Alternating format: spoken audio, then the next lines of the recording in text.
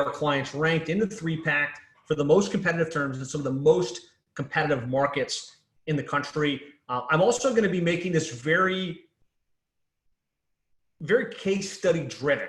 So as opposed to just hitting a bunch of bullets, I'm going to pull up real clients ranked in very competitive markets. I'm going to show you their listings.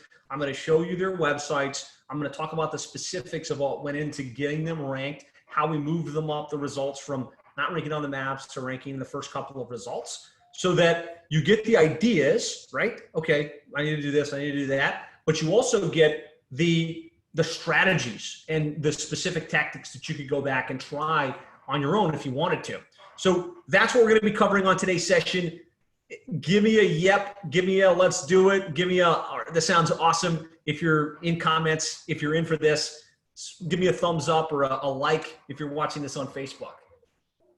All right, let's do it, says Aaron. Dominic says awesome. Charlie says yep. Mike says yep. Okay, good.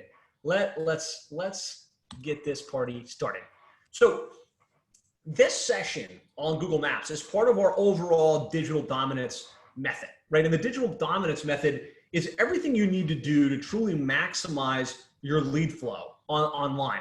And there's lots of different things, right? From your website to SEO to pay-per-click to social media to, paying per lead through pay-per-lead services to all the way through to, doing follow-ups via email and nurturing your customer database. And this year, what we're doing is we're unpacking this digital dominance method step by step. And so if you go back to our website, plumberseo.net, and you check out some of the previous content, you'll kind of see we talked about how to set up your website to maximize conversion. And we talked about how to get ranked for the most important key terms. And we talked about really how to leverage Google pay-per-click advertising to maximize your lead flow. Today, we're going to go deep on Google Maps. So a couple of ground rules before we get started. Just if you could, you're here, you're live, I'm live. Let's give this our undivided attention. So let's turn off the cell phones. Let's close the tab that we might have open with Facebook on it. And if you're a plumbing, HVAC, or home service business and you're serious about getting better results in 2020, you're serious about getting ranked in the Google Maps, this next 60 to 90 minutes is going to have a massive impact. I'm going to give you some information that most people don't have that you can plug into to get significantly better results. And I'm going to prove it to you again and again and again how impactful this can be in your business. So just close everything out, give this your undivided attention. And so we're going to talk about, on today's session, we're going to talk about the latest changes in the Google Map listings, right? It's constantly changing, and I'm going to share some of the latest things you need to know about. I'm going to unpack the 5 biggest issues that could be preventing you from ranking, right? There were things that worked extremely well 3 years ago that at today's day and age could potentially get you kicked off Google Maps altogether. So I'm going to talk about the big 5 gotchas that I'm seeing, kind of how to get around them. And then I'm going to talk about our proven model for getting ranked in the 3-pack. So those are the first 3 listings on Google Maps. What you actually have to do, how you can move the needle, and how you can win the day, even in competitive markets, even when there's a massive company, or massive companies in your market competing for those same listings. And I'm going to share some of our favorite tools to automate the heavy lifting, right? There's specific activities that really move the needle, and there's a slow way and a fast way to do everything. So I'm going to share some of the tools to kind of shortcut the process to really amplify the results. Sounds good? Would love to hear what are you most interested in learning about on today's session? Just in comments, let me know what you're most excited about learning how to do. Mike had a question here. Looks like Christian already answered. Adrian Ramirez wants to know how to get ranked in the 3-pack. Let's see. Awesome. Thanks for being interactive, guys. I appreciate it. Dominic says how to get ranked in the 3-pack. Barbara says rankings. Josh, how to hit the top 3. Beautiful. All right. So that's what we're going to cover, and that's what you guys are excited about. So that's a win. Just real quick, who am I and why should you be listening to me? Obviously, you're on this webinar, so you have some context as to who I am and what we do. But I'm Josh Nelson. I'm the founder and CEO of Plumbing and HVAC SEO. We are Google certified partners. I'm the author of The Complete Guide to Internet Marketing and How to Triple Your Sales by Getting Your Internet Marketing Right for Plumbing and HVAC Contractors. Actively involved in PHCC, QSC, Nexstar, Service Roundtable, spoken at a lot of the industry events and associations. A lot of my content and articles and things are published in the industry magazines. But I'd say more important than all of that stuff, really the reason you should listen is that at this point I've had the opportunity to work with hundreds of plumbing, HVAC, and electrical business owners across the country in some of the most competitive markets, and I've been able to help them move the needle from, not ranking, not getting lots of results online, to being the dominant player in their market, getting hundreds and hundreds and hundreds of calls in the top of the Google organic and map listings. And so this is just some pictures of some of the clients we work with.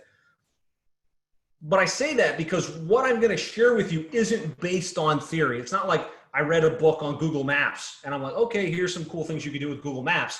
Like, this is time tested in us working with countless plumbing, HVAC, and other home service contractors and figuring out what actually works and what actually gets them ranked and what actually gets the phone ringing, what actually keeps the trucks running. So you can count on the fact what I'm going to share with you is based on real world experience, and you're going to see real world case studies and examples as we go. And this is what we do. At Plumbing and HVAC SEO, we're on a mission to help 1,000 plumbing, HVAC companies, electrical companies, triple their sales over the next 10 years. And so I've got a team of 30 full-time employees at the office, most of them working from home now with COVID-19. And this is what we do all day in and day out, setting up websites for plumbing, HVAC companies, making sure they're built to convert, making sure that the strategies are in place to get ranked and to really maximize the lead flow.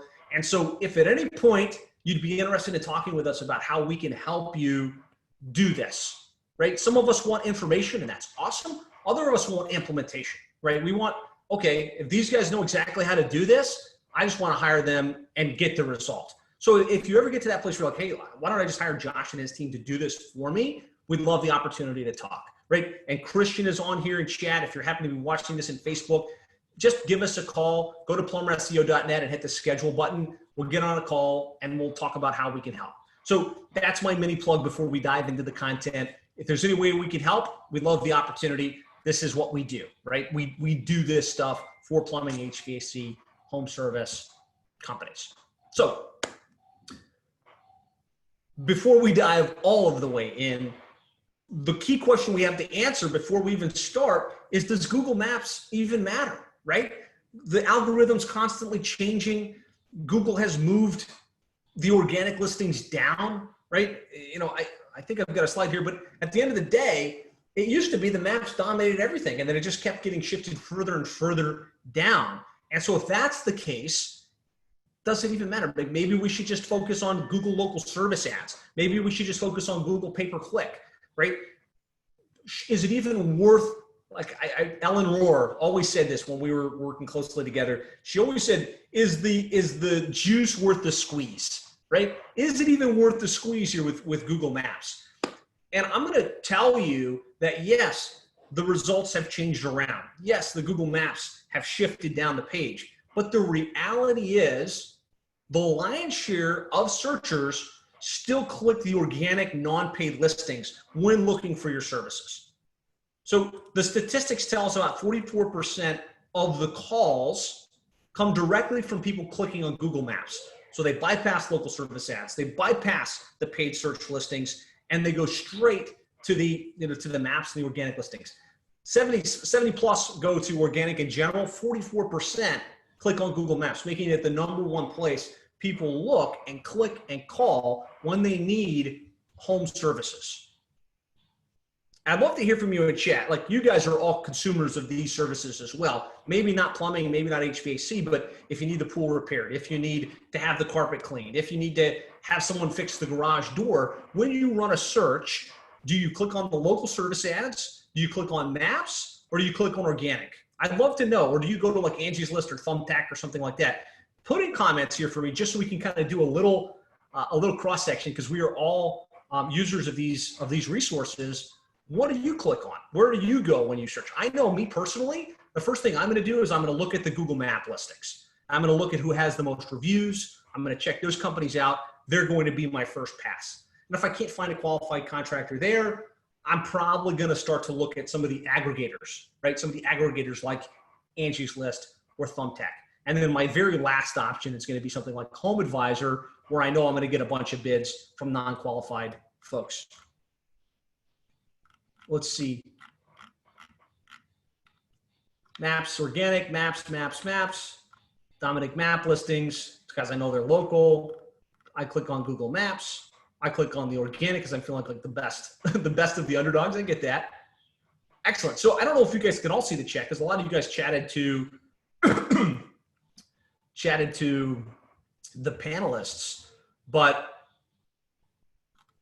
most people are saying they click on maps, right? So the answer is, I'm pretty sure if that's how we all cumulatively feel, maps really do matter. I'm going to prove it to you here. One of the companies we work with is Nixco Plumbing. And so they're based in Cincinnati, Ohio. I told you I'm going to share real examples here. So this is Nixco Plumbing. They're a full service plumbing contractor, primarily residential, but a little bit of commercial. And we've been able to get them really well placed in the 3-pack. So if we go Mason, Ohio Plumber, which is where their office is, you can see here, #1 spot. Cleaning in the top 3 listings. And I could rifle through about 20 terms that we monitor really closely: plumbing, drain cleaning, water heater repair, trenchless sewer replacement, and everything in between. But really what I want you to see is they rank on maps, right? And if you look at their overall internet marketing strategy, because Google Maps fits in as part of your overall internet marketing strategy. This was about a year back. They were spending about $2,749 a month in online marketing. So that's management fees for SEO, management fees for pay-per-click, the actual paid spend, right? And they generate 421 leads per month. So this is on a monthly scale. So if you divide that out, it's about $6.53 per lead. And then if you look at where the leads were coming from, about 152 from organic. So I mean, somebody clicked on the non-paid listing, got to their website, dialed the number. 36 budget, a little bit lower in this particular case, but and that's what I have circled here, directly from Google Maps. So if they weren't ranking on Google Maps as well as they do, if they weren't showing up in that 3-pack, there'd be about 183 missed calls monthly. I'm not talking about a quarter. I'm not talking about a year. I'm talking about month in and month out.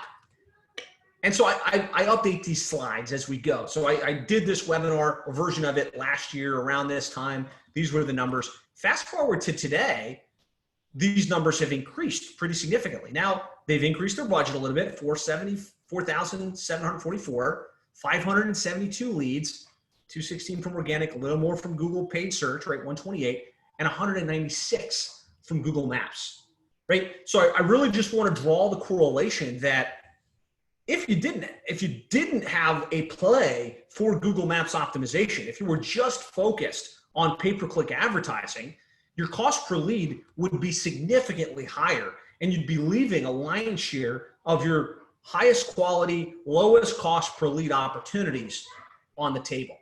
Does that make sense? Is it good to see like some real world examples like this? Give me a makes sense or yes or something. Press 1 in your comments if it's helpful to see some real world examples.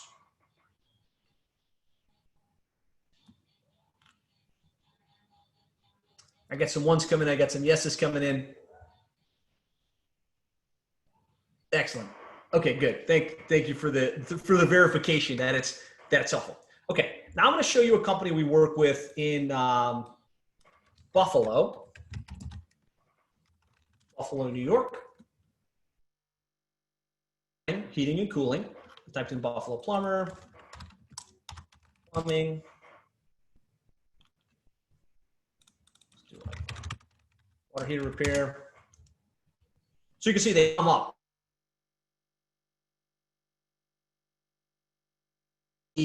what the strategy is and how we optimize the website, how we optimize the content, how we optimize the listings to get these rankings. But now I just want you to see the impact, right? Because you need to know the impact if you're going to invest the energy, if you're going to invest the time. So they rank a lot of key terms outside of plumbing.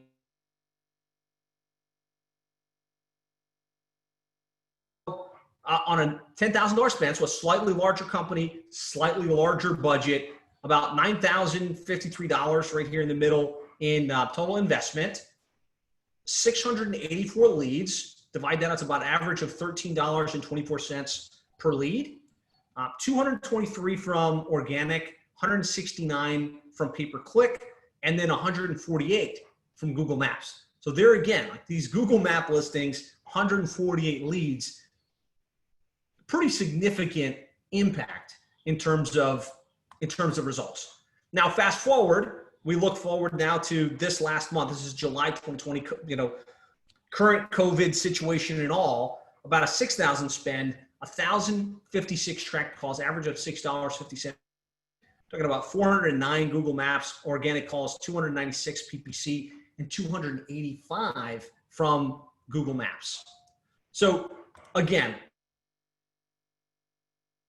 results are a function of really dominating the three-pack for a host of different key terms in the service area. So here's Laney's, their plumbing, HVAC, electrical, big brand in Fargo, North Dakota. I'm not going to pull up the website and do all that. I don't want to go too long with the examples and case studies. But so here's them. They rank for a lot of different key terms. Last year, 1,177 leads via the internet, no paid search, all organic, all brand-based, 835 directly from Google Maps.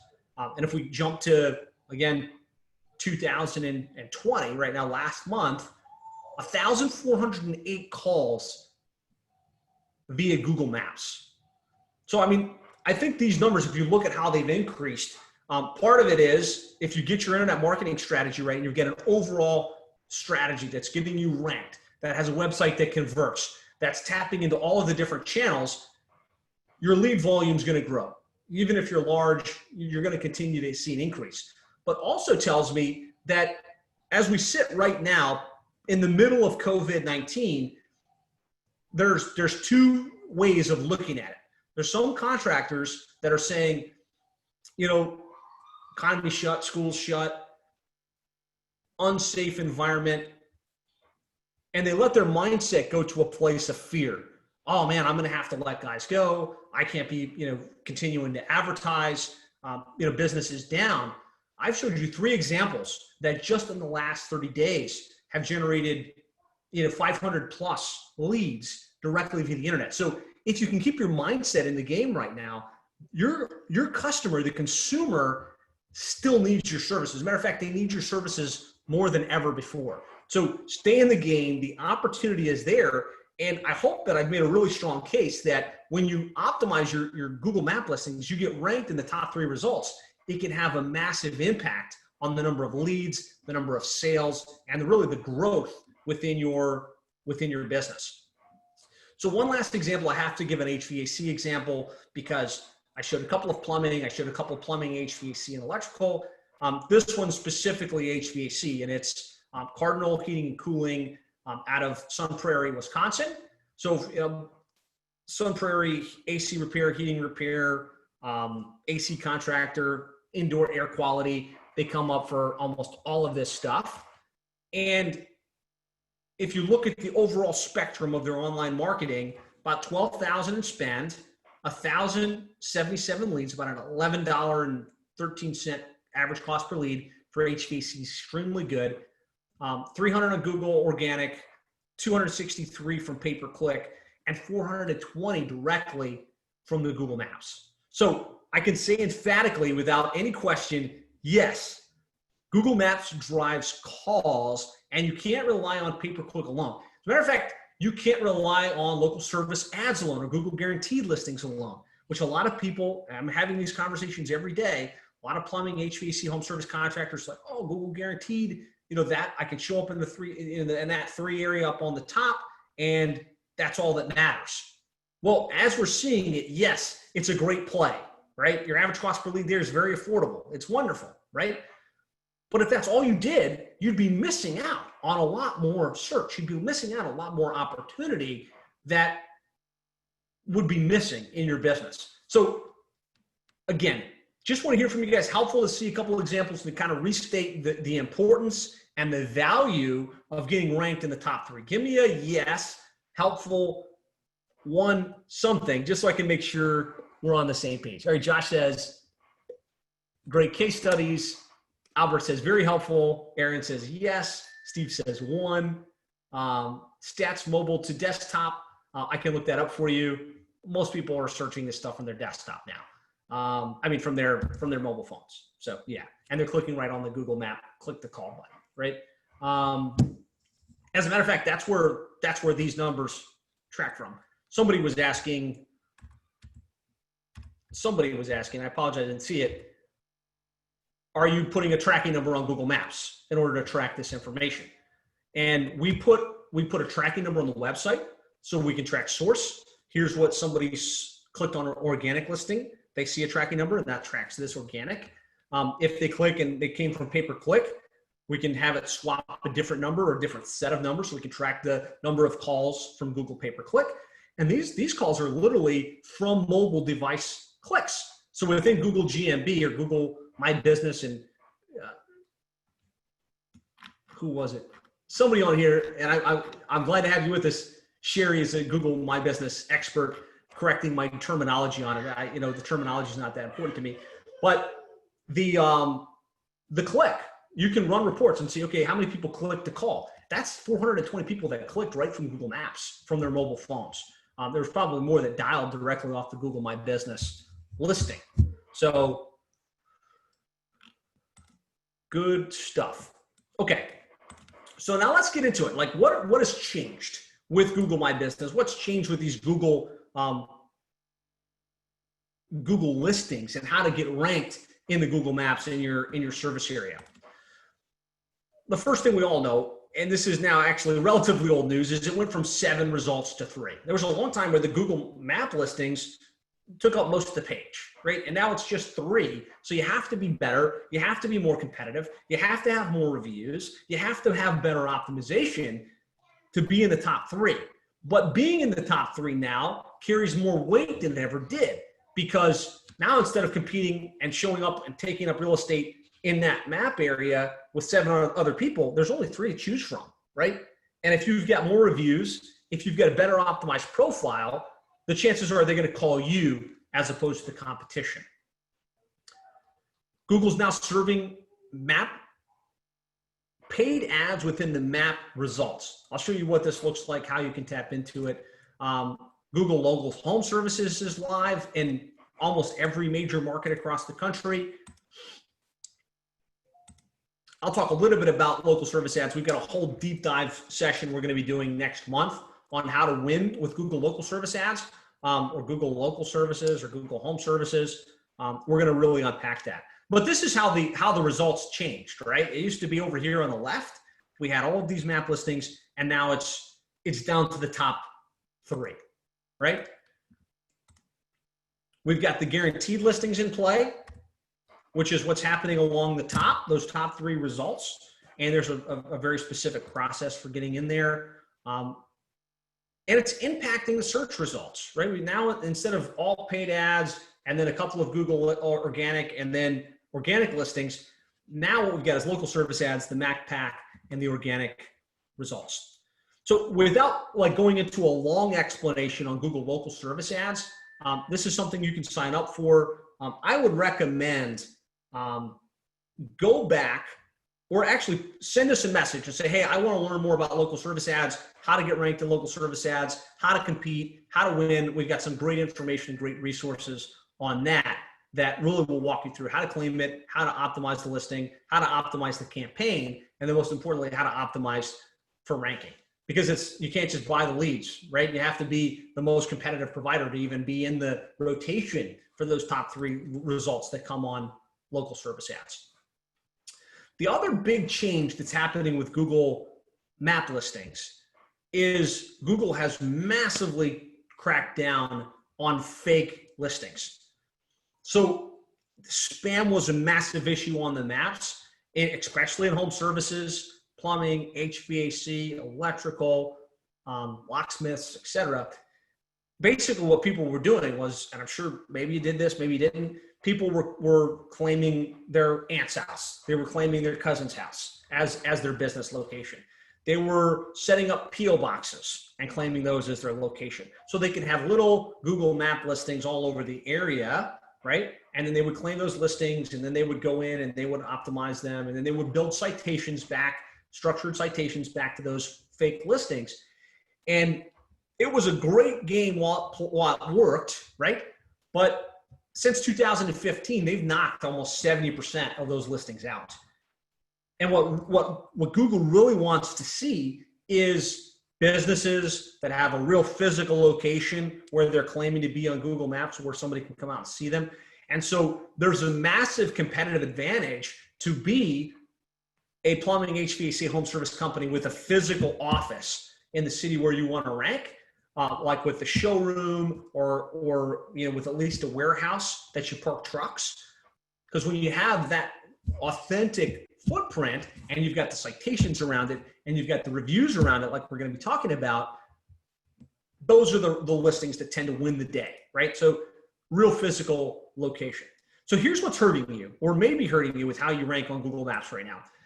The first is you need a real office in the city that you're targeting. And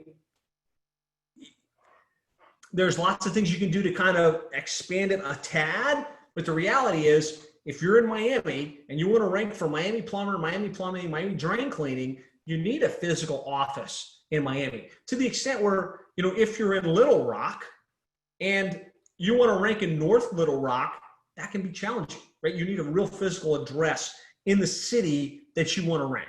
Again, there's lots of little things you can do to kind of move it, but for the most part, the guys that are going to win long-term have real physical address with trucks parked, potentially with a showroom where somebody could come in and see the shelf with the equipment, right? Or see a showroom if that applies to your business. If you try to spam Google at some point with fake locations, that's probably impacting your real location. And this was a big game. And there's still people that are still behind that they're still trying to do this. They're still trying to claim those UPS stores and P.O. boxes and Aunt Linda's house. And if you did that, you might have a real location, right? You might be one of the top dogs in your area. But if you did that, those listings will be dragging you down across the board, potentially. And so if that's the case, you want to go in, you want to find those fake listings, you want to close them, you want to eliminate the structured citations around them, to have a much better probability of ranking over time. The other thing that could be hurting you would be inconsistency of your name, address, phone number. So you've got different variations of your company name. And what I've seen a lot of companies do on this front is their name will be Bob's Plumbing or Bob's Heating and Cooling, let's just say.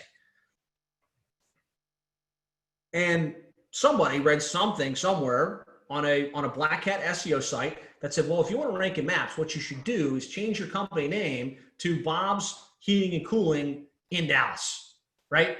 Or Bob's Heating and Cooling Dallas. That way now you got the city plus the name of the company. Yay. That could hurt you, because it's inconsistent with the authentic name, address, phone number of your company.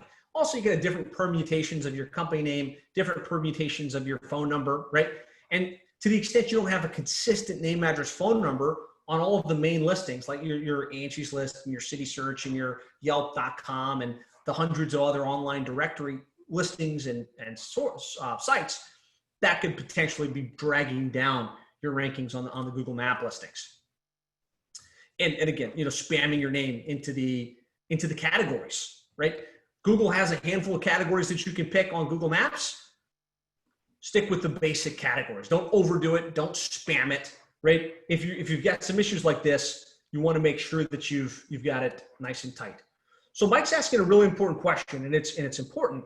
And he's saying, well, if you're using tracking numbers on your website, doesn't that hurt your ability to rank on maps? So I'm just going to type in Orlando. And this is Shamrock Plumbing and Drain Cleaning, right? #1 on maps, #1 organically. top in Miami, slightly different if you set the location to Orlando. But here's the deal. He ranks number 1 on Google Maps. And I've showed you a bunch of companies that rank number 1 on Google Maps. This is a rotating number, right? But what's consistent is the way that his name, address, phone number is referenced. This number, this company name, and the address associated with it, Old Windermere Garden, Suite 8, is like that across the internet. So you can use tracking numbers on your website as long as the main number is listed somewhere in the footer. That way Google can match to it. But what you want to do is each of your directories, you want to have consistency of each of those across your online directory listings. What I don't advocate for is using one number on Google, a different number on Yelp, a different number on Angie's List. That can create some lack of consistency in your name, address, phone number. You want to keep that as consistent as possible. And what we do oftentimes in order to make sure that we can track, because we don't want to lose the tracking, we want to see how many calls came from these online directories directly versus once they get to the website. We'll use a tracking number that's uniformly used across the online directory listings. So we can really have consistency of the name, address, phone number, and still be able to track the results. So Mike, did that help? Did that kind of answer that question for you a little bit? Yes, cool, sweet. Okay, so then let's talk about what we need to do to get ranked. I'm gonna share our very simple 4-step process. And like anything else in the world, there's an 80-20 principle that applies. How many of you are familiar with the 80-20 principle? The Pareto principle, as they call it. Yes, 80-20, something, tell me if you get it. Okay. What the Pareto principle or the 80-20 principle tells us is 20% of the activities in anything generate 80% of the results. And so there's a million things you can do to rank on Google Maps, from the basics I'm going to be teaching you to going deep with like geotagging images and doing all kinds of cool stuff like that. But the reality is if you can get the fundamentals that I'm going to show you dialed in, that will carry you most of the way. And in most of the cases, like I just showed you Shamrock Plumbing, he's not the big dog in that area. He's dominant in his rankings, but there are massive companies in Orlando that are exponentially bigger than him. But he's won because we've really dialed in this 3-step strategy I'm going to be sharing with you right now. So the first is we want to make sure that we've claimed and properly optimized our Google My Business listing. There's certain little things you can do. Consistency of the name, address, phone number, adding photos and pictures, getting the right categories selected, having a quality description, posting into Google Posts on a consistent basis. Yep, you can do that, and you want to optimize it to the fullest extent possible. The next thing you want to do is you want to make sure that you've got lots of structured citations, references of your company's name, address, phone number, like we were talking about before. Like where you're literally in DexKnows, you're in Axiom, you're in Magic Yellow, you're in Angie's List, you're in local.com, you're on Home Advisor, you're in all of these places. So when Google looks to say, who's the top plumbing company in Buffalo, New York, they can see that there's 297 plumbing and HVAC companies in that market. And they need to see like who should be in 3-pack, right? Their algorithm has to figure that out. And what they're looking for is relevancy, they're looking for proximity, and they're looking for authority. And so if they can see that you're not just on a website, but that you're in a bunch of different places, and you're listed in those places in the exact same way so that they can match it as the same company, that really helps to tell Google that you're the most authoritative plumbing company in that particular market. And then really the third key element, ranking really well on Google Maps, is online reviews, right? All other things being equal, you've got 279 plumbing and HVAC companies that you're competing with, and let's just say 30 of you have a real location in the city. You have a solid website. You've got consistent references to your company's name, address, and phone number. You've got links. We're going to talk about off-page strategies to build up your authority. But let's say all things equal along those lines, it's going to be the online reviews that have the biggest impact in terms of how you rank and in terms of how you convert, right? Because it's not just about ranking. Just ranking on Google Maps doesn't really mean you're going to get that many more calls. Because if you think about the psychology of your consumer, what are they doing? They're searching to find somebody that can solve their need, right? And then they want to find someone that's going to be reliable, somebody they can trust, somebody that's not going to rip them off. And they can read some of that on your website. But for the most part, they're going and they're saying, okay, I need a plumber in Orlando. This search right here. And they're seeing Shamrock, they're seeing Drain Genie, they're seeing Emerald, they're seeing Frank Gay, right? They're seeing all these companies. And at the end of the day, the ones that come up at top obviously are going to get more eyeballs, but it's going to be the ones that have where they can read, okay, it's got 300 reviews. Well, look, people are saying great things, and these look like legitimate reviews. This drives conversions. This drives people clicking, calling you directly, bypassing the paid search listing, bypassing the Google guarantee, and calling your company directly.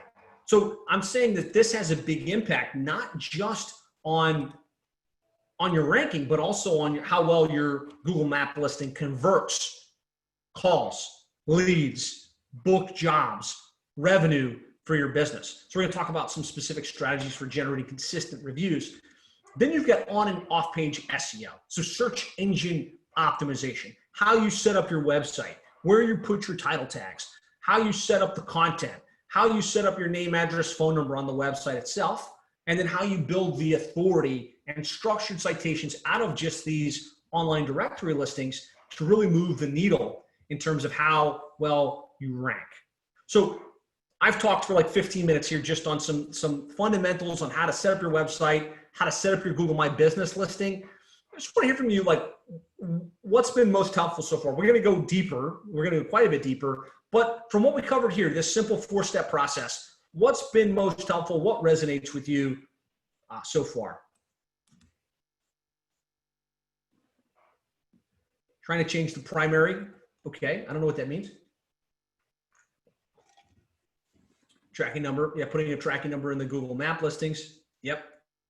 It depends. If you're ranking well and you've got a track number in there, that's fine. Mike says how important the NAP is, the name, address, and phone number, and having lots of structured citations. Albert says you've helped me understand all of these 4 different types. Good. Let's see. Caroline, learn how to optimize the GMB listing. Okay, cool.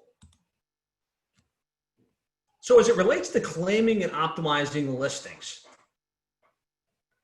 I don't want to go super tech, but I want to give you some specific things you can kind of sink your teeth into. Obviously, as the owner of plumbing HVAC companies, home service companies, you're not necessarily an internet marketer, right? You may not be doing the website. You may not be doing the content. You probably aren't setting up and claiming directories, but I'm going to still recommend that you have access to your Google My Business account. So whether somebody else set up for you or not, you want to be able to log in to Google My Business and double check the settings to see the reviews, to kind of make sure that everything's structured correctly. So I'm going to give you a piece of homework, whether you're working with us or working with somebody else, working with a big company or working with the kid across the street. Ask them for the login or ask them to make you admin so that you can see your Google My Business listing. I think it's really important. The next thing is, make sure that your company name on Google My Business is just your company name. So again, if you're Bill's Plumbing, make sure it just says Bill's Plumbing and nothing extra. And in a lot of cases, Google has already gone through and taken whatever spam name you might have put in there and tried to make it match to what your authentic name is. But it's always good to check. Make sure that you've got a website address on your Google My Business listing. I'm always shocked at how often we look and it's got the name, address, phone number, it's got reviews, but they never set the link up to their website. That's a miss. Use a local number, right? In home services, I don't care if you cross 3 counties. I don't care if you across the entire state. When it comes to your local My Business listing, you want to use a local area code number. So in Miami, there's 2 area codes. There's 786 and there's 305. If you've got an 800 number in there, I'm going to highly recommend you switch that to local for a couple reasons. First of all, for Google Maps, it seems more relevant that you've got a local number than an 800 number. But from your customer's perspective, everybody wants to feel like they're calling the guy down the street. That's why they're looking on Google Maps. They're really interested in proximity, right? You may serve the area. You may have a tech that's right in their backyard. If there's an 800 number, they're going to feel like, oh, this is a national conglomerate, and they're not that local. So highly recommend if there's an 800 number in there, switch it to a local number. The next is don't use a P.O. box or a UPS store. On this, at Aunt Linda's address. Like, use a real physical office, ideally your warehouse or your showroom. If you don't have that, I would recommend investing in a physical space, at least to park some trucks, at least to have some equipment in the city where you want to rank. It's going to take you some time, right? If you've got a new location, it takes time. It's just like setting up a new website. If I set up a brand new domain, I've got to build authority for that domain. I've got to get it indexed, and it's change an address or you add a brand new address on Google Maps. It's going to take time for it to have enough authority to rank. But at least that's better than having a P.O. box or a UPS store. To me, that's like building your foundation on sand. It might rank. And listen, I know that you can find examples in your market probably of someone ranking on Google Maps with a fake location, but it is built on a foundation of sand, which just means at any minute, Google's manual review team could see it, recognize it as a fake location, and no matter what you've done to that point, you're not ranking on Maps, and you're never going to rank on Maps again. So much better to be in a real location with lots of real citations, with lots of real Google online reviews, where you're built is going to stand the test of time. The next thing you want to do is you want to upload photos. Google gives you the ability to upload a profile picture, pictures of your staff, pictures of your trucks, pictures of your equipment. What I'll say we're finding works best on your Google GMB listing, you can put all kinds of stuff. Authenticity, just like on your website. Real pictures of the team, real pictures of yourself. Don't even put a picture of your truck. Nobody cares about your truck. What they do care about is logoed technicians. Even if it's just you, or if it's a team of 5 or it's a team of 50, get the pictures of the team. Get the pictures of the tech at the home with the smiling customer. These are the kinds of things that show authenticity. If you're involved in your local community, like you're doing networking events, you're going to BNI, you're putting on some type of charity, activity that you're a part of. These are the kind of pictures that people want to see, that they like to see, that really resonate well in the real world.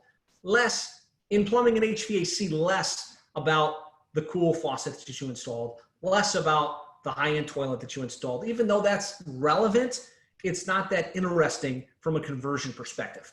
And then you want to make sure that your hours of operation and your service area is nice and tight, right? Hours of operation will tell you, let's just say, and this is something you really want to think about, let's just say your office is only open from 7:30 a.m.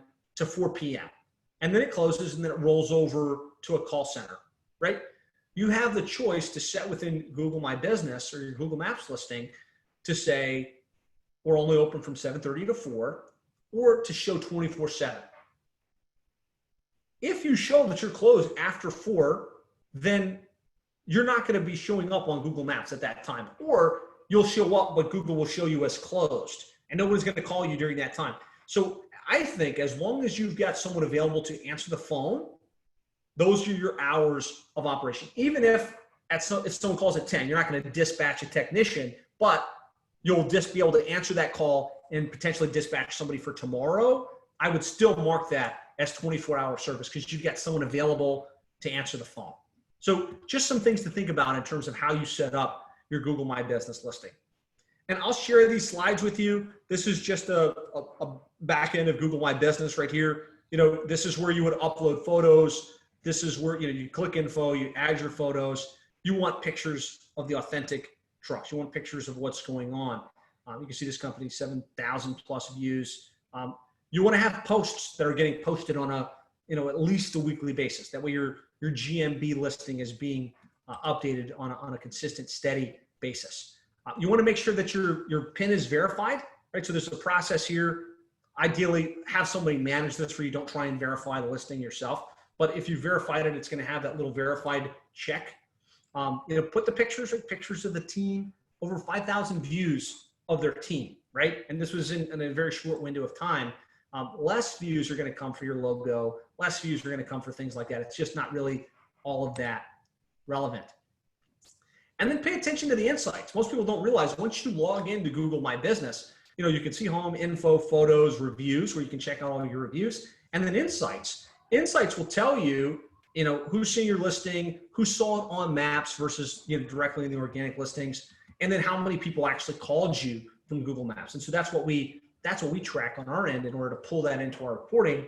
How many people called from the Google My Business listing? So a couple other best practices here. Update your photos and add them on a consistent basis. So don't just set it and forget it. Like, there's something to be said for logging in and updating a new picture, right? On as consistent basis as you can, rotating it, right? Keep it relevant. Don't start loading just garbage pictures of, the back of your truck or pictures of your guy underneath the sink. Like, keep the images relevant, but update them on a consistent basis. Take team photos on a consistent basis. This gives you stuff to put out on social media as well. It gives you stuff to put out on email blasts. It gives you stuff to load up into your website, but update it, right? And keep it consistent. You want to be leveraging Google Posts at least once every 90 days. I like to see it done every week. That way you're getting stuff posted on a consistent basis. Something that I think gets missed often with Google Maps is responding to reviews, right? Like, people are posting reviews on your Google My Business listing. So here's Shamrock, right? Almost 1,000 reviews, 997. Most people have these reviews and they just sit unaddressed, right? What you want to do is you want to log into these reviews and post responses to them. Hey, thanks for the review. Hey, really appreciate your business. Really appreciate the opportunity to serve you. And you can come up with 10 to 15 semi-canned responses and just have a rotation of responses to the reviews that are happening. I think that shows you as a more proactive provider, and it shows you as someone that's paying attention to what's going on. And then there's a questions box within Google My Business. You want to kind of seed some questions in there, answer some questions. I think that has an impact on how your website or how your Google My Business listing ranks and comes up. So those are just some best practices on optimizing your Google My Business listing. Hopefully that was helpful. Any key insights in here? I know Sherry's been adding stuff on a consistent basis. Yep, she's chiming in. No virtual offices, no co-working spaces. Yep, 100%. I just want to make sure I don't leave any questions behind here. We'll keep going here in a second. So Mike's asking if you've got an 800 number in your GMB, what should you do? I mean, you always want to check. There's an outside chance they're already ranking with that, and if that's the case, you leave it, right? But if they're not ranking, it could be something that's holding them back, right? So I would find their main company number and probably switch to that and have that be what's listed across the web. That's going to be the most authoritative phone number, and get that checked out. Josh was asking if there's an easy way to check. Yeah, that's a good point here, Sherry. And this might be technical, but you can add it as a secondary number. So use the 800 number as the secondary number and the main company number as the main number. That way you still got that 800 number in there. It still matches to something that might be out there in citations. And that's a good way to set up your tracking as well. Joshua wants to know about a cool source to see how your listings are showing up. I'm going to get to that right now. I'm actually going to give you a free tool where you'll be able to type in your company name, address, phone number, and it will show you where there's inconsistency, where there's duplicate listings, where there may be an issue. So hang with me. I'm going to share that right now. So step one, claim and optimize your Google My Business listing. Step two, you want to build the citations and the consistency, right? You want to have lots of listings, and you want to focus on the top 50, like online directory sites, the ones everyone knows, like Yelp and Angie's List and City Search and Home Advisor and eLocal Plumber. But then you also want to look for tier 2 type listings, like the local business directory, the niche specific directory. Those carry a lot of weight, and they can actually be the determining factor that give you a little bit more authority than the competition. So get lots of citations on the spectrum of sites. Make sure that you're using the same name, address, phone number across all of them. And then pay close attention to duplicate listings. This happens all the time, or you'll have 2 or 3 listings on Google My Business. Now you've got duplicates, and you're at risk of Google thinking any one of the 3 could be fraudulent. You're at risk of one of them getting a bunch of reviews and the other one's getting shut down. But you also want to look for duplicate information on the secondary sites like Yellow Pages. I see sometimes companies have 4 or 5 listings on Yellow Pages, or they've got misinformation on some version of a Yelp listing. You want to find all of those inconsistencies and consolidate them as much as possible. Make sure that that name, address, phone number profile is extremely accurate and extremely tight. One of the key things to get to the root of bad listing information is the data aggregators, right? There are aggregators. There's really 4 main ones: Factual, Axiom, InfoCity, and InfoGroup and Newstar. And like these companies aggregate data, they sell it off to advertisers, but they also house what is known as like the main name, address, phone number, contact details for your company. And so oftentimes, if you haven't set up these data aggregators, there could be one that has misinformation because of because of how you incorporated back in 2007, or because some SEO guy set you up with a fake listing, right? And it got picked up in a data aggregator. And then what those data aggregators do is they push out to hundreds of other sites that leech off of them for data that they can serve into the online directory sphere. So what you want to do is you want to get to those data aggregators, all 4 of them, get them updated with the correct name, address, phone number. That way you can kind of cut off the misinformation that might be spread across the internet and really get it all corrected, right? So pay attention to these data aggregators if you're not familiar with what they are. Some of my favorite citation tools to get online directory listings and then to clean up directory listings and to go out and like kind of simplify your whole process. There's Bright Local, a great tool for name, address, phone number, citation management. White Spark, Advice Local has some great tools for directory listings. Moz Local, and then really my favorite is Yext, and they're like kind of the big bad bear of the local directory listings industry. But the fact is, they've got all of the APIs into the most important online directories. So if you think about, the 80-20 principle, right? There's 20% of these online directories that are the most authoritative, like the Yelps and the Angie's lists and the city searches and the MapQuests. And so the beauty of Yext is that you can update yourself in Yext. And if you work with us, we can manage your Yext profile. If you don't, it's a great tool to use because you can update it in one place, have duplicate suppression across a lot of the most important sites. And then you've also got quick updates. Like if you're doing this manually, like we did for a long time, there's benefits to that, but there's also cons, right? It's very time consuming. Sometimes you'll update a listing and it doesn't go live because there's a verification, validation, review process. A lot of times with Yext, you update it, all of the main sites are updated and immediately. Now, with that said, you cannot stop with Yext, right? Yext is a 20 principle. Yes, it's very powerful, but the reality is Yext only taps into, the top 75 or so sites, and they are adding sites as they go. But you need to have a much broader citation footprint than just what Yext provides. And that's where using some of the citation resources I'm going to share with you here in a second can really help you get more citations, which separate you from the competition, right? So is this helpful to kind of some tools that you guys can plug into to kind of shortcut this process and the automation tools that we like? Let me know if this is helpful. Yes, helpful. Yes, excellent. Okay, great. Awesome. Thanks, guys.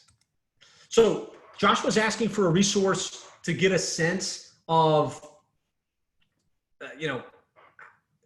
what does your citation profile look like today, right? Is it clean? Is there inaccuracy? Are there duplicates? This site, if you go to plumberseo.net/scan, oops, Christian, can you pop this into chat? If you go here, you type in just your name, address, phone number, like it sits on Google My Business, or it sits on Google right now. It will scan the internet and it will show you, here's where you've got inconsistency. Here's where there's issues. And you could use that to manually go in and fix it, or you could hire a company like ours to go in and adjust those for you. Or you could, hire Yext directly, for instance, and get that little piece of the puzzle squared away. So that's a great resource, plumberseo.net/scan, completely free, no obligation, just a great resource to help you get a sense of where there's inconsistency. So you type in your name, address, phone number, and then it will come back with a report like this. How much is inaccurate? So in the case here, Southern Plumbing and Mechanical had 88% inaccuracy, right? It'll say, oh, you're not on Foursquare, and you've got the wrong number on White Pages, and the number that you've got listed on Facebook doesn't match what you've got listed over on Google, right? So these, I know it's tedious. I know it seems like detail orientation stuff, but the reality is this is what makes the difference between you having consistent name, address, phone number, potentially ranking in the top 3 results, and not ranking at all. So hopefully this tool helps you kind of identify where there may be that inconsistency. And again, that can be found at plumberseo.net/scan. So best practices on citations. I really think manually claim and optimize the Google My Business listing, right? So your Google profile, you want to have a direct login where you go to google.com, My Business, where you've got access to see what's there, what pictures are on there, what the reviews look like, all of that, where you have access to insights. You want to do that manually, verified directly on Google. Then I suggest using a tool like Yext for the API integration so that you can hit the top 50 citations.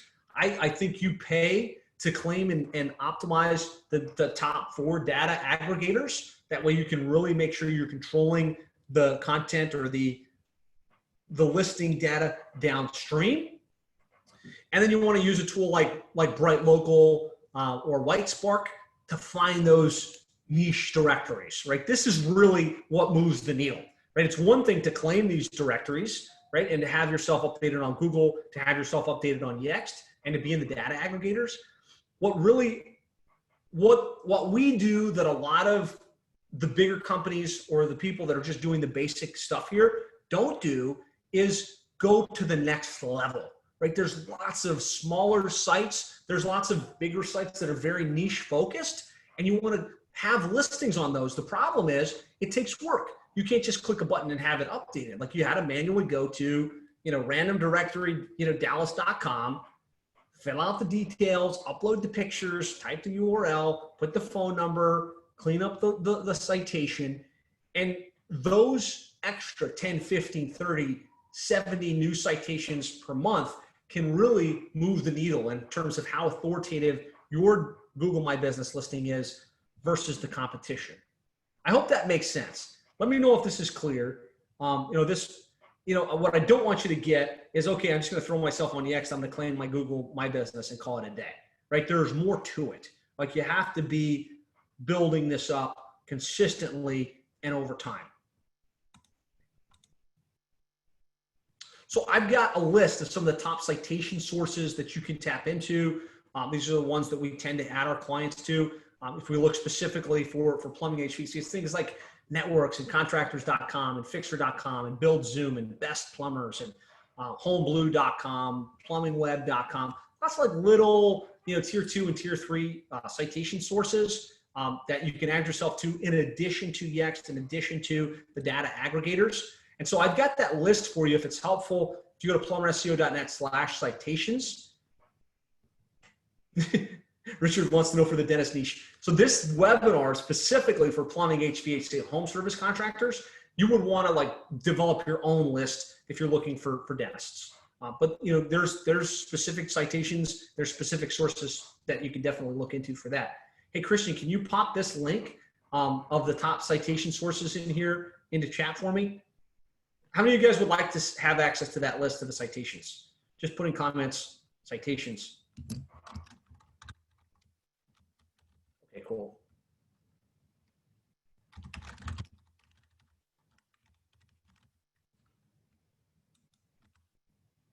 Okay, and I'm going to send these slides off if it's helpful as well, so you have it there.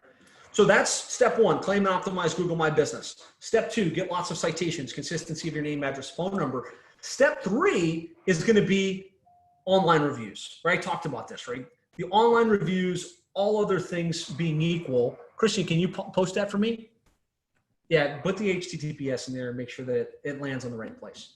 All other things being equal, Google sees you as more authoritative if you have more reviews. Your customers see you as more authoritative if you have more reviews. So what I'm going to suggest on this front, all of you should be leveraging automation. All of you, without question. A service call is done. A project is installed.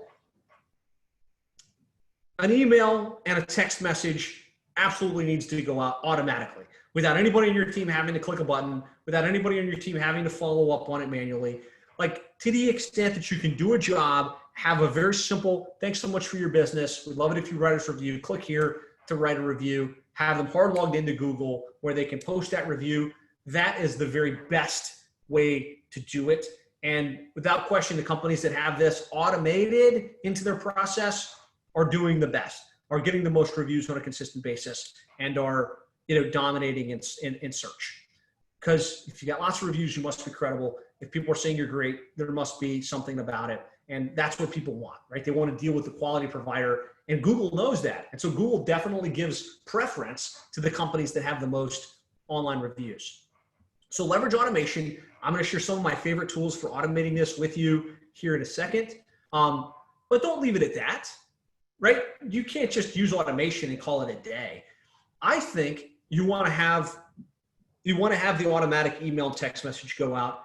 You want to have something physical that's handed to the customer after the service call. So we use review cards, so just custom cards with the text photo on it, and kind of would love it if you'd write us a review and tell us where to go to do it. And that's, you know, nobody's taking that card and typing it in, but it's training the technician to plant the seed that they need a review, right? So, I mean, I just recently bought a new car. My wife and I bought a new car, and you guys have all experienced this, right? You're buying the car, you're signing the documents, the guy gives you an extra trinket at the end. Hey, don't forget, you know, we take our reviews very seriously, and, you know, you're going to get a survey. We really need you to post us a good review. It has a lot to do with my compensation. It has a lot to do with, you know, how we're rated as a company, and we take that very seriously. I don't want you to become car salesmen with how you do this, but I am going to suggest, like, train your technicians to plant that seed. Hey, listen, after the service call here, you're going to get an email and a text message with a place to write us a review. You know, do you feel like you had a great experience today? And get them to say yes. Great. You know, my compensation, kind of how I'm rated in our performance as a company, because we take world-class service extremely seriously, is going to be based on the reviews that I get. Would you be willing to take a couple minutes and write a review for us if I send that to you? Yes? Oh, great. And in some cases, some companies will even be so bold as to, you know, right at their house, hey, you know, can you pull up this website for me real quick? And they pull it up and they write the review while the technician's there. You can't do that on your technician's iPad. You can't, because Google looks at the IP address and it's not authentic. But you could tell the customer, hey, I noticed you've got your cell phone there. Can you just real quick pull this up? That's uncomfortable for some companies. It's uncomfortable for some techs, but it tends to work really well. But at a minimum, you want to create a world-class experience. So your company needs to do great work, right? You need to answer the phones. You need to show up on time. You need to roll out the carpet and put on the booties and have great, you know, service. But you also want to bake into the process, you know, that your technician is going to ask, that they're going to expect a review, and to really bake it into what you do on a very consistent basis. The other thing, you know, that I found to work really well, some of our clients like Shamrock Plumbing saw there with 900 plus online reviews. What he does is they finish the job, they provide great service, they send a review request out via email, they do a happy call. How many of you guys do happy calls? Put happy calls. If you do happy calls, you're just checking in after the call. And so they do happy calls. They say, hey, Miss Jones, just wanted to check in. I know, Bob was out there earlier, wanted to make sure everything went well. Were you satisfied with the service? Yes. And if they did good, okay, great. Well, hey, really appreciate your feedback. We take things very seriously. You might have just gotten an email with a link to write us a review. Did you get that? And they say, oh yeah, I got it, or I didn't get it. Okay, great. Let me send it to you again real quick. Would you mind taking a minute while I'm on the phone and writing the review? I promise you, if you get your technicians to plant that expectation while they're in the home, and then you do a happy call that follows up, make sure that they had a good experience, and then you kind of hold their feet to the fire, so to speak, while they're on the line. Not everybody, but a high percentage will do it, and that will help. But I think the biggest thing you can do to bake online reviews and consistent reviews into your business is to make it part of your company culture. And so what I mean by that is people, your team is more motivated by being recognized in front of their peers than they are by the money that you pay them. Like statistics will tell us that 100%. And so if you can most of us are doing weekly huddles with our team, maybe even daily huddles with the team. Make it part of your weekly team, or at least your monthly team meeting, where you track, all right, which technicians got the most reviews? Let's acknowledge that. Let's call them up in front of their peers. Hey, look, homeowner Bill just said Johnny did an amazing job. He showed up on time. He solved the problem. He was super professional. And we're going to give that technician a bonus because he provided world-class service. So I'm telling you just a couple things that I found outside of automation that can really make a massive difference in the amount of reviews. I'll tell you, the companies that crush it with online reviews are doing all of this, right? They've got the automation, they're calling in on happy calls, and they're recognizing the technicians and making it part of the culture that they want to provide the best experience. They want to get that review, and they want to get recognized and compensated for providing that level of experience to the customers. And having those reviews is what drives the rankings, that drives the conversion, that makes everything work extremely well. So George was asking about tools. So these are some of the tools we recommend that we find work really well in this space. Nearby Now, Review Buzz, Bird Eye, Customer Lobby. There's PulseM now. There's lots of platforms that can kind of help with the automation of this review request process. I'm not nearly as hung up on the tool as I am on making sure that you've got automation, where the email goes out after every service call, the text message especially goes out after every service call, making it super easy for the customer to click the button and request the review.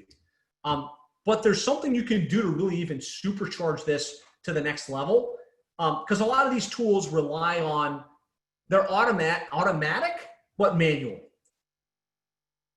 Automatic but manual, because if you think about Review Buzz, the service call gets done in a lot of cases. Then you got to go in and somebody on your team has to type in the customer's name and cell phone number and email, and the email goes out. Same with Nearby Now, same with Customer Lobby. They're automatic, but somebody has to key the information in. The companies that we're having the best results with, that are getting the most online reviews, have this directly fed from their dispatch platform. And now ServiceTitan has it. I know that House Call Pro has it. I'm sure Field Edge has some different integrations where the job is completed. And once the job is completed, it automatically triggers the review request. I tell you, if you can take your technicians out of the process, if you can take your dispatchers out of the process and just make it, once the job is closed, the email, the text message, and maybe a drip campaign requesting feedback happens, that's when there's explosive growth in the number of online reviews that you can get. So that's the third piece, really making sure you've got a system to get online reviews on a consistent basis from your real customers in your real service area. Let me know if that's been helpful for you, if it kind of gave you some ideas on how to do that. Okay, so I got some good nods, there. So here's what I want to do next. We're going to talk about SEO. And I'm not going to talk long about SEO because the fact is, I've got an hour and a half long webinar we did last month that talks about how to set up your website, where to put your name, where to put your phone number, how to optimize for conversion. But I want to make sure you know that on your website, from a Google My Business and Google Maps optimization perspective, you want to have your name, address, phone number matched on the site. You want your city in the title tag. You want your city in the H1 tag. You want unique content. You want pages for each of your services. You want pages for each of your cities. And that's what you want to do on page. Off page, outside of the website itself, we want to claim the My Business listing. We're going to get those lots of citations. We want to build up online reviews. And then we want to also build authority. Because if you look at it, and we look at like Orlando Plumber here, Shamrock Plumbing, he's number one. But he doesn't have the most reviews. Frank Gay actually has a little bit more reviews. So it's not just about the reviews. It's not just about the citations. It's also about the website. It's about the on the website. It's about the links and the citation profile pointed back to the website. So you'll see there's pages on this website for all of the different services. There's pages for each of the cities, right? And that gives more context to Google about what this site's all about what it should be ranking for, and about why it should rank well in the map listings. So there's something we're doing now that really has an impact on those off-page factors that really help to build authority. And so it used to be, okay, we'll grab some links, we'll blog on a monthly basis, but what we're doing now is what I call strategic content syndication. I'm going to talk about this real quick. I'll make sure we wrap up here in the next 10 or 15 minutes so everybody can get back to work. But if you want me to keep going, like posting comments, keep going. I know I've got a lot of you still here on with me, so hopefully I'm not going too deep, but it seems like this is resonating and it's value-added information for you guys. So, all right, keep going, says Bill. Keep going, says Josh. Albert, keep great info. Okay, good. A simple blog post on your website just isn't going to cut it anymore, right? The fact is, if you're doing blogging every week or you're doing blogging every single month, that carries very little weight for you because those blog posts don't get picked up in the index for the most part. They don't build any links. They don't build any authority from what you're doing.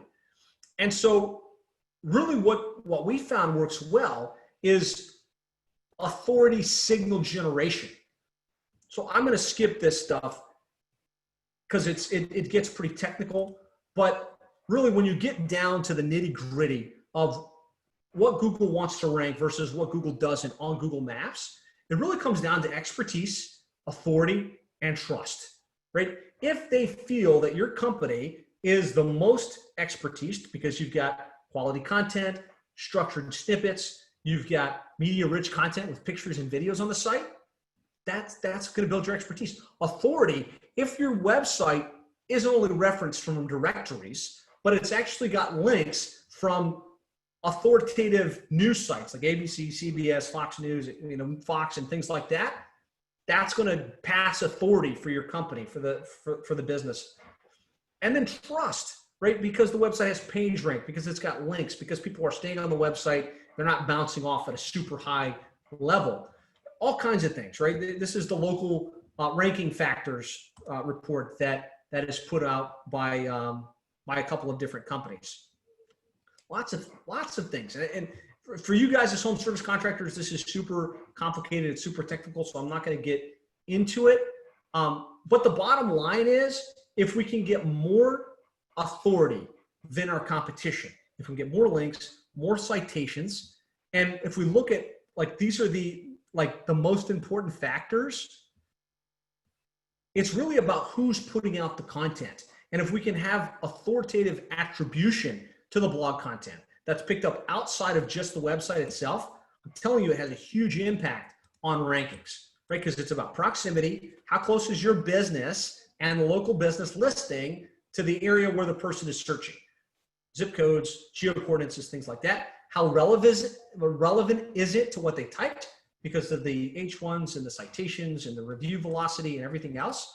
And then the prominence, we're talking about there, expertise, authority, and trust, which is brand mentions, which is local ranking factors that most SEO companies don't pay any attention to at all. Like if we combine all of that stuff, this is how these great rankings happen over time, right? And so what we're doing is content syndication, basically for you, our clients, the clients we serve, as opposed to just creating a blog post that sits on our site, we're creating a blog post that then gets syndicated out and brings in lots of citations, lots of snippets back to your website, which gets that website ranked well in organic search. So I'm just gonna pull up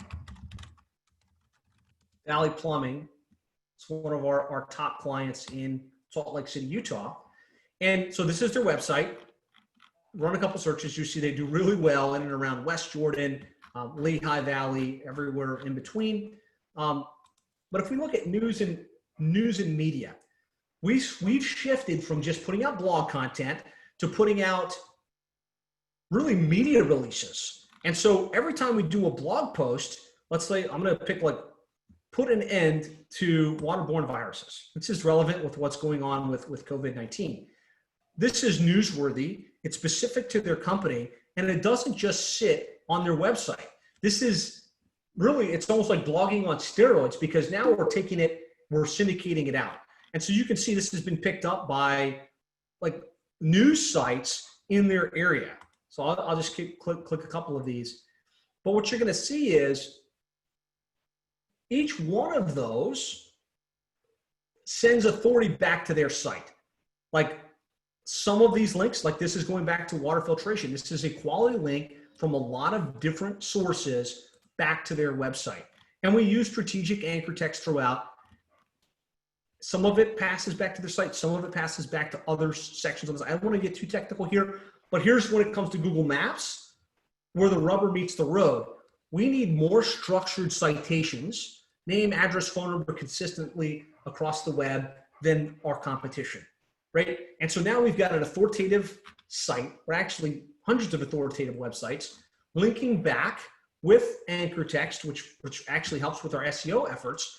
But then we've also got that structured citation with the company's name, address, phone number. We've got a GMB embed, which is a Google My Business embed right in each of these different posts.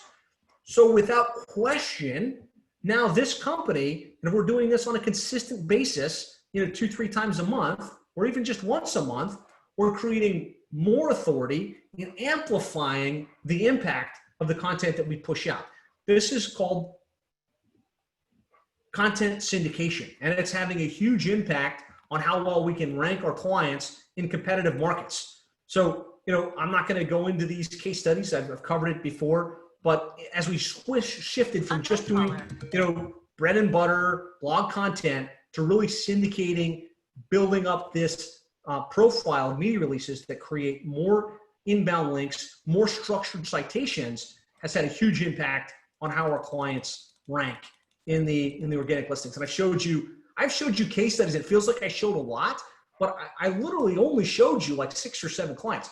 I could show you hundreds of plumbing HVAC companies in very competitive markets that are ranking in dominant positions and generating hundreds of leads every single month via the internet as a function of this strategy that we've just unpacked over the last hour and 20 minutes. So I'd love to hear from you, like what were some of the key insights? What were some of the things that you picked up that were helpful? What can you go back and implement from what we've covered today? Because I don't want to just close up with, okay, now you've got some cool ideas. Like, what will you put in place? What stuck inside your brain? What changes do you need to make in order to move the needle, to build more authority, to build more reviews, to move the rankings up so you get more leads, more calls, and better profitability in your plumbing, HVAC, home service company?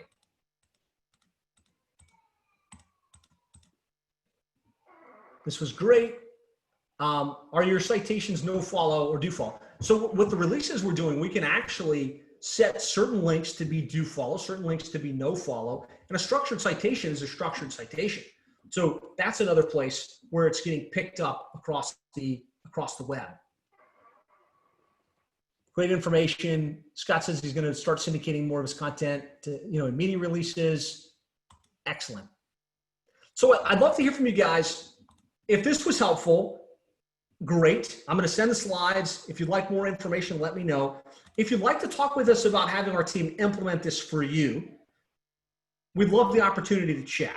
So if you'd like to have us look at your Google My Business listing, if you'd like to have us look at your online rankings and show you exactly where there's room for improvement in rankings, we will do a custom analysis completely free of charge. We'll review your website, we'll review your rankings, we'll run a ranking report for you, and we'll talk about how much it costs to have us do this for you and help you take your plumbing, HVAC, and home service business to the next level, like seriously to the next level as quickly as possible. So if you're interested in that, post in comments. Christian is watching. Just post schedule.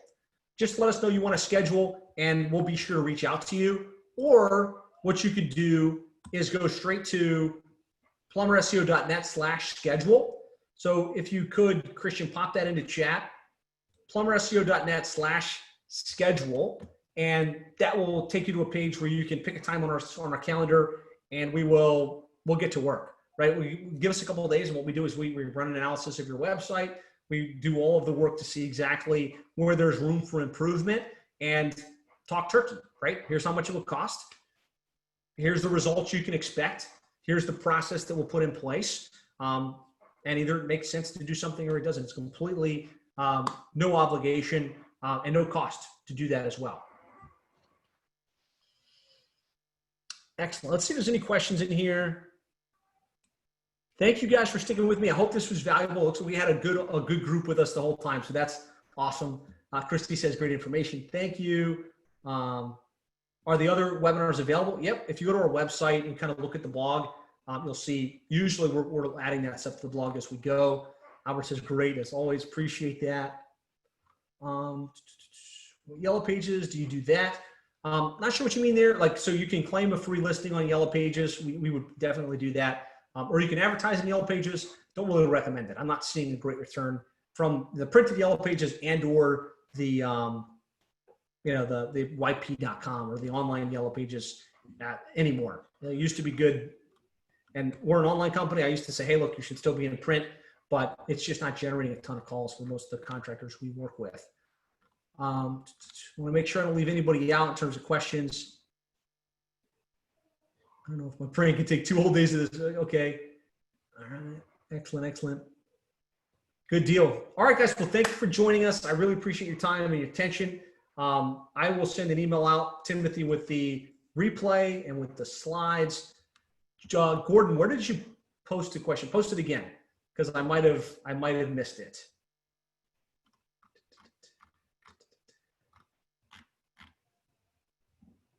You know what, Gordon, I really apologize. I'm not seeing it here. There's tons of comments coming in. If anything, send me an email or send me a post, and I'll make sure that I get it addressed for you. So Gordon's saying, what if I have a listing that's showing us closed? That's one of those one-off situations. We need to pull it up and we need to look at it. Right? I can't answer that, without looking at the situation. Could be as simple as just marking it as open. Could be, there's some kind of penalty on the listing. So Gordon, shoot Christian a message. We'll jump on a call. We'll look at it for you. All right. Good deal. Well, I appreciate you guys' time. I appreciate the rapt attention here. I appreciate the engagement. Thank you for chatting back and forth with me, asking questions, chiming in when I asked you to chime in. If you're interested in having us do this for you, go to plumberseo.net/schedule. Let's schedule a time to chat.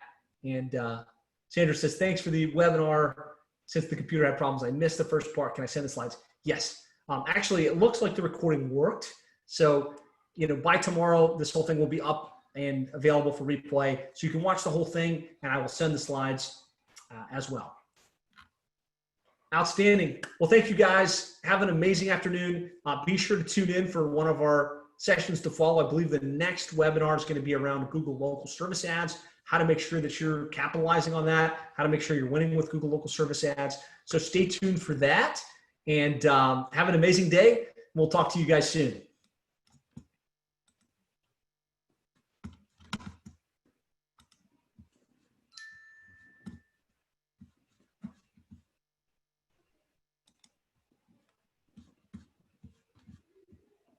Trying to find my end.